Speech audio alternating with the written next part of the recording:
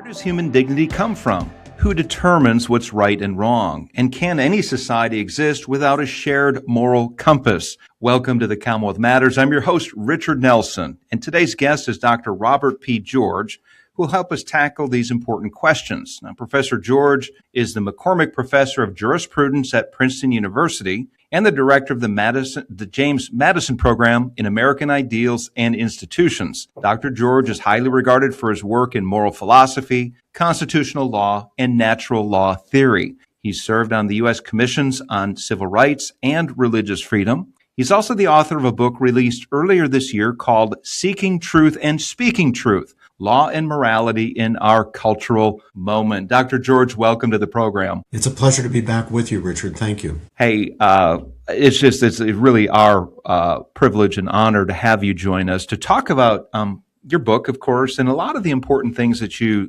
tackle in here. And I want to go to maybe one of the most important questions for any human being. It's an important question for me in the Commonwealth Policy Center. And it's the question of the sanctity of human life.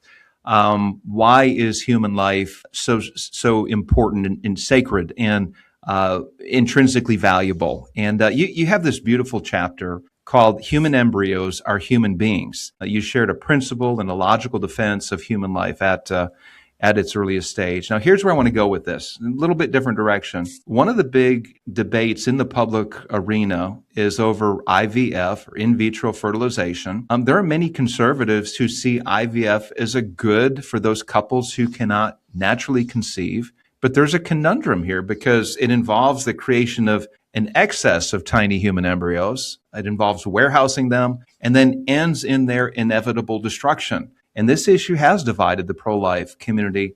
Can you speak to a principled pro-life perspective when it comes to IVF? Well, there is a lot there. Perhaps, Richard, I could begin just by saying a word about why I put this book together. The book consists of essays that I've written over the past 10 or 12 years. The purpose of the book really is to share with the broader public ideas and arguments that I have been working on in my scholarship and sharing with my students here at Princeton over that expanse of time, addressing many of the most controversial and timely issues of our day, including the status of the human embryo, the nature of marriage, issues of religious freedom and the rights of conscience, and on and on.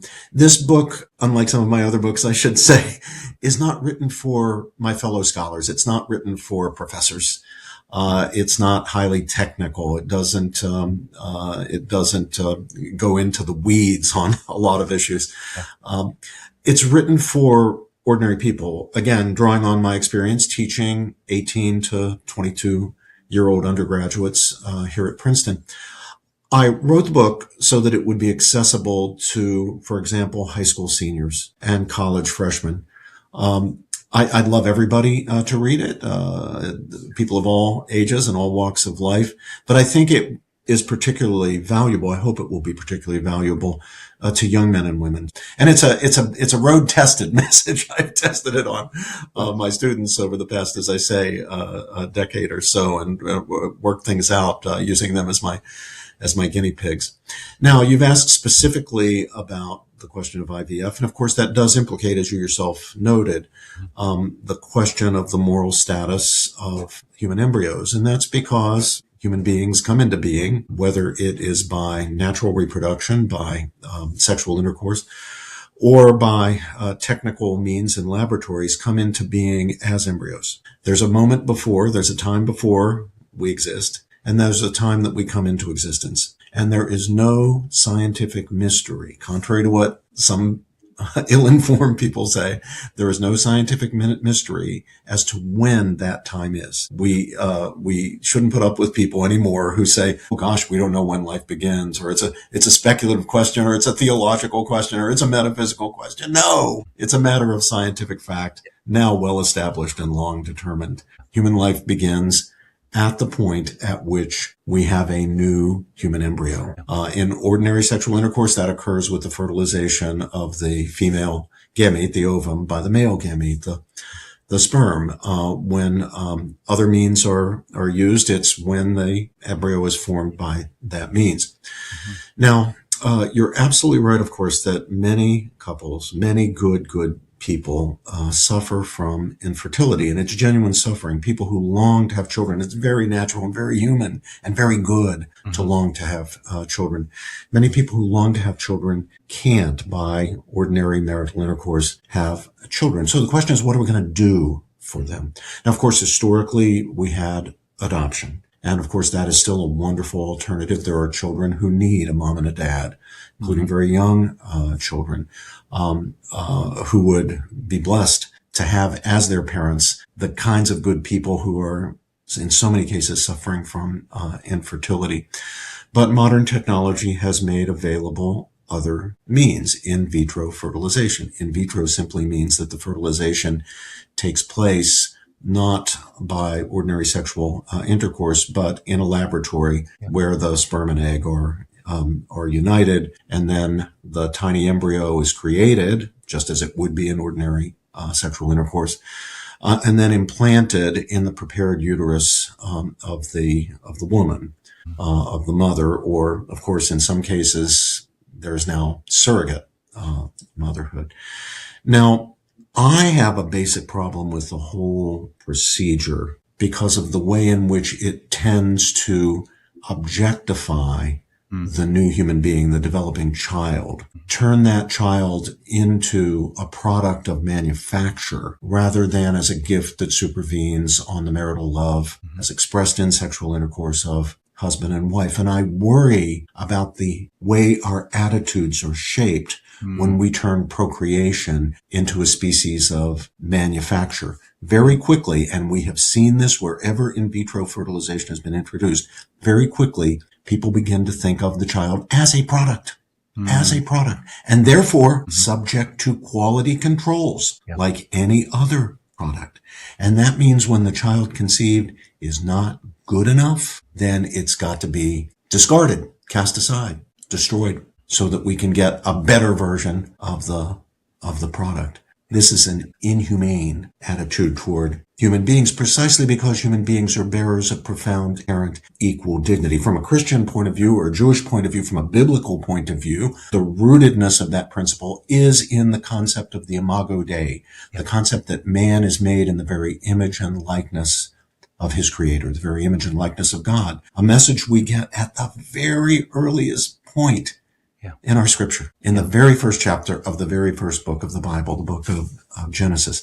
But Richard, even if we were to lay aside that fundamental moral concern I have about transforming procreation into a species of manufacture and adopting this attitude toward the child in his very coming to be as a product, we still have a profound moral problem with in vitro fertilization, at least as it's practiced here in the United States. We produce many, many, many more embryos than can be or will need to be implanted in those, in women who are seeking the cure, the overcoming of their infertility problem. Those embryos then are either discarded, destroyed, or they're put in permanent freezing, what's called cryopreservation. Now, they may later be implanted, but not necessarily, and most actually won't. They may be rescued. There may be a couple who know about embryos that are in cryopreservation that will not be implanted. This means the destruction, functionally, means the destruction of many, many human lives. And that's exactly what they are. Because an embryo is not something, Richard, different from a human being. It's not something that will later become a human being. An embryo is a human being at a certain very early developmental stage. Embryos, fetuses, infants, children, adolescents aren't different kinds of things. So when they discard or cryopreserve this huge number of embryos in vitro fertilization, those are human beings whose lives are being treated in that way as, for example, disposable material or frozen away with no prospect of actually developing. So these are the issues that should give us profound moral reservations about going forward this way. The way we should be treating infertility is by treating the underlying causes of fertility. Yeah.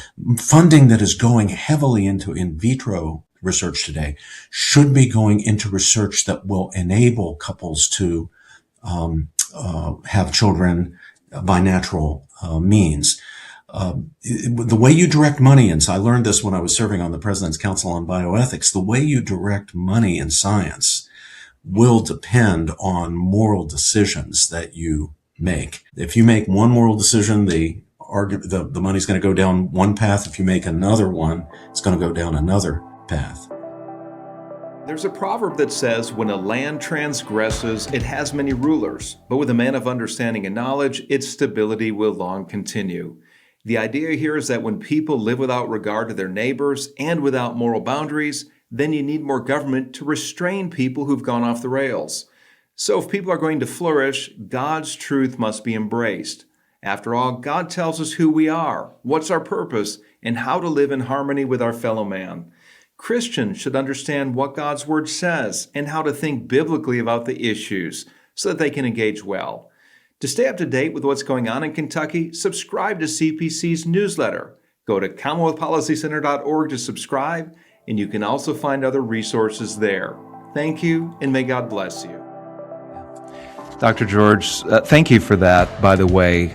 This is, I think, one of the great questions of our day is the protection of human life. And one of the chapters in your book, you talk about Christianity and the rise of paganism. And you say that Christianity has contributed largely to a sanctity of human life ethic, where the most vulnerable have been protected in law. Whereas in pagan societies, they haven't been. It's those who are most powerful and strong without regard to the weak. In fact, the weak were not cared for.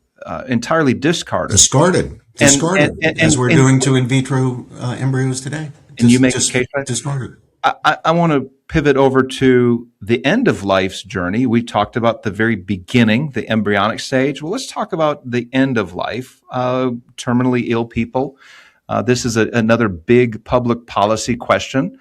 As we record the program today, one of the headlines in national news was that New York Governor Kathy Hochul announced a deal with legislative leaders that she will sign the Medical Aid in Dying Act, which essentially is physician-assisted suicide. Now, you have a chapter in your book entitled Death with Dignity, a Dangerous Euphemism. Speak to that. Why is that a dangerous euphemism? Well, I'll be happy to do that. And I'm very sorry to learn that Governor Kathy Hochul of New York, following now, just a few days earlier, Governor Pritzker of Illinois, has decided to sign, in both cases, bills that legalize so-called medical assistance in dying. There's nothing medical about it. Yeah. This is killing people. Yeah. It's killing people ostensibly to prevent them from horrible suffering and so forth. But we've seen this legislation time and again. We see that it, quote, evolves, unquote. It begins by saying, well, you can only kill people who are severely physically suffering and have a very, very short time to live. They have a terminal diagnosis. And then you go down the slippery slope, and it's no time, literally no time, before you're killing 13-year-old girls who are suffering from nothing more than psychological depression, not to make light of psychological depression. But the whole justification was this intense physical suffering. You stop treating the person by dealing with the problem, and you start solving the problem by killing the person. And this is a bad step. My beloved great friend, the great scholar, the great bioethicist Leon Kass, makes the point time and time again. Medicine is not in the business of killing people. It's in the business of healing people and caring for people. Once it goes down the road to killing, it's no longer medicine. It's compromised its fundamental justification, its fundamental reason for being. It converts the healer into the killer, the facilitator of killing. It has a profound impact on the psychology of those in the medical field and a profound impact on the public. People who get older, they become disabled, they become dependent on others, will start to perceive themselves, they already do, but it will make it much worse, perceive themselves as burdens, who think, I should get out of the way. I'm drawing down family resources. I'm too much of a burden on my family psychologically. I don't want my children to have to, or my grandchildren to have to care for me. It'd be better if I just died. When we change the law, we change cultural attitudes.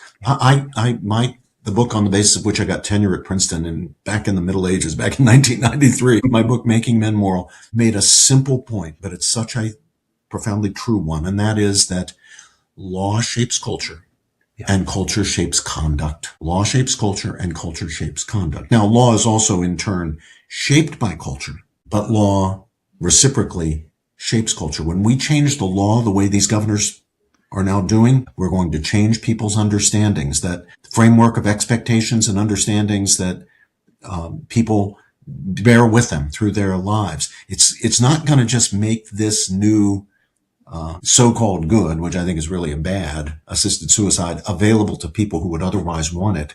It's going to affect whether they want it. It's going to affect people's desires for it, their sense of whether this is a good thing to do or a bad thing to do. We're going down a very, very dangerous road here. And this takes us back, Richard, to that principle in the very first chapter of the very first book of the Bible, in the book of Genesis, of the Imago Dei, the principle that is our anchor for the idea that the human being is a bearer of profound, inherent, and equal dignity. That principle on the basis of which we struggled and finally succeeded in eliminating slavery, although it still exists in some places in the world and in certain respects, even in our own country. But we made certainly enormous progress. We eliminated de jure slavery. We fought on the basis of that principle. Martin Luther King fought on the basis of that principle to undo the injustice of Jim Crow and segregation. So much good has been done in the name of that principle. I hate to now see it abandoned. But you made a point a moment ago that I want to emphasize. You know, for the ancient world, for the pagan world, that Jewish idea, that Jewish insight, that Jewish revelation that man is made in the image and likeness of God was a profound outlier. For most of humanity, if a person became a burden, kill him or help him to kill himself, encourage him to kill himself, get rid of him because they're a burden. They lacked the very idea of intrinsic and equal human dignity that was given to us by that great biblical insight in the Hebrew Bible at the very beginning. We mustn't throw it away, Richard. That is going back to a place that will be a very dark and inhuman place for human beings to live. So I think we have to push back. We can't, the Democratic Party now seems to have been lost on this issue, embracing abortion through the entire 9 months of pregnancy. Now, physician-assisted suicide and euthanasia. I'd love to win the Democratic Party back. When I was a boy, my family were Democrats. I was a Democrat. I had to leave that behind precisely because the party betrayed its fundamental moral convictions. But if the Democrats are going to go down this road, we have to at least keep the old faith alive, the old moral commitment alive in the Republican Party. And I worry about it eroding there. We cannot take this lying down. We cannot take it as a given that we're now going to have assisted suicide across the United States. There's too much at stake. Human life is too precious. That principle of inherent and equal human dignity has to be held to and defended. I couldn't agree with you more. That is well said. I want to pivot from that topic of the book chapter on the euphemism of that's there with assisted suicide. One of the euphemism related to that is death with dignity or compassion in dying. And I'm going to speak in a larger context of the political left using moral terminology to advance their issues. I'm going to give a few other examples. Marriage equality, fairness, reproductive rights, the dignity of LGBTQ people. And the reason I want to press into this is because it's been said that he who defines the terms wins the debate. Now, I find it fascinating, Dr. George, that the political left generally appeals to some kind of a higher standard or reaching for moral high ground, while at the same time generally rejecting the idea of a creator who has instituted a higher standard. And here's my question. What would you recommend to conservative Christians who are engaging these issues in the public arena, specifically when they hear terminology of death with dignity, of compassion in dying? marriage equality. What would you recommend to them? And I'll go to debates that you've had with Cornel West. He's one of your colleagues. He's the polar opposite on many of these moral and social issues. But the reason I bring him into the discussion is because I think you have done a very fine job of engaging the opposition with intellectual rigor and with grace and with care, truly trying to understand what are they promoting and what are they saying. And that's been a benefit to everybody who listens to these debates. What could we take away, just the average person who's not going to be debating another academic, but how does the average person around the water cooler at their workplace or maybe in their neighborhood talking to neighbors about these issues, how do they begin to maybe address some of these, the terms that the left has co-opted to use to further their political agenda? It's very interesting. In the early days of social liberalism, at the beginning, for example, of the sexual revolution in the 1940s and 50s, the modern sexual revolution. Of course, once you start tracing these things back, you can quickly end up in the Garden of Eden. But we know that there was some decisive movement forward for the sexual revolution in the 1940s with Alfred Kinsey's, turns out to be entirely phony, so-called scientific studies of human sexuality, with the mainstreaming of pornography by Hugh Hefner with his Playboy magazine, and then the rise of the counterculture in the 1960s and the free love movement and so forth. In those days, defenders of social liberalism would appeal to moral relativism or subjectivism, the idea that there is no such thing as moral truth. And then they fallaciously drew from that false premise the inference that people should therefore be able to do whatever they want, so long as they don't harm others or violate the rights of others. But the left quickly learned that that was not a product that the American public was eager to buy, moral relativism. Public was smarter than that, and they would realize that if there's no such thing as moral truth, then there's no reason to think that people should be allowed to do anything they want. That meant that there was no good reason for stopping the powerful from preying on the vulnerable. So, the moral relativism that I can remember from my boyhood in the late 50s and early 60s has been largely abandoned by the left in favor of the adoption of highly moralistic language, and that's what you're pointing to here: death with dignity, compassion in dying, marriage equality, and so forth. Now, that was a smart move by the left because they're appealing now to the moral sentiments of the American people, but in a way that is manipulative, that is meant to deflect them away from the historic moral understanding of what dignity consisted in, what equality meant, what true liberty as opposed to license is, what it means to be compassionate, and so forth. Now, Richard, it's very important, especially for our fellow believers, to understand this. We have to fight back, and we have to fight back with arguments, not with violence, not with hatred, certainly, but in a Christian way, a biblical way, with love. But that means learning to make the arguments, learning to make the scientific arguments, learning to make the moral and philosophical arguments. We can't simply quote Scripture to people who themselves do not treat Scripture as authoritative. And of course, we're now entering into a domain of technology, new technologies, where we do not have explicit biblical teaching. We don't have an explicit biblical teaching on, for example, human cloning, somatic cell nuclear transfer, and these kinds of things. There are some biblical principles that can be applied, but that takes logical reasoning to apply those basic principles to technologies that were unknown, of course, in the period in which the Bible was written and compiled.